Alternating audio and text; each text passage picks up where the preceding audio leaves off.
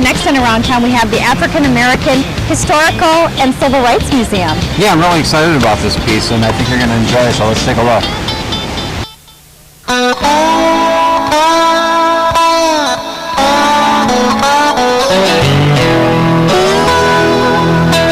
My motivation to get the museum started is the lack of culture awareness in the state of Minnesota, period.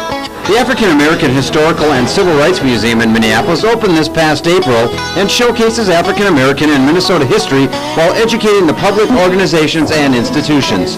This is the black memorabilia showing signs that African Americans before the Civil Rights Movement, what we had to endure. When we came to the United States, we came to the United States in chains. This is the true, authentic ball and chain. We did not come to the United States as an immigrant. We came to the United States as slaves and ball and chains. They didn't make African American dolls, so that's why I do the doll history.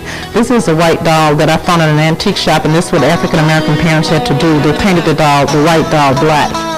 They lived in Minnesota. That happened in 1920, and this is a part of history that cannot be erased. It's an illustration of where you did when they crucified my Lord, which is an old Negro spiritual. This is by the artist Walina Washington. These are actually soda bottle dolls.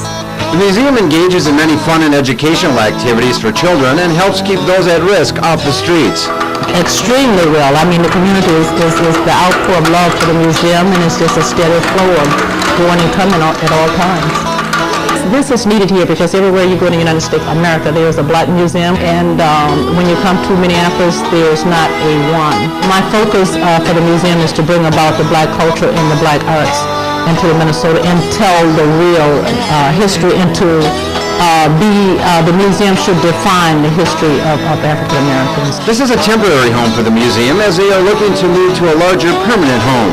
The goal going forward for the museum is to continue to educate the public on African American history and culture and the arts in Minnesota.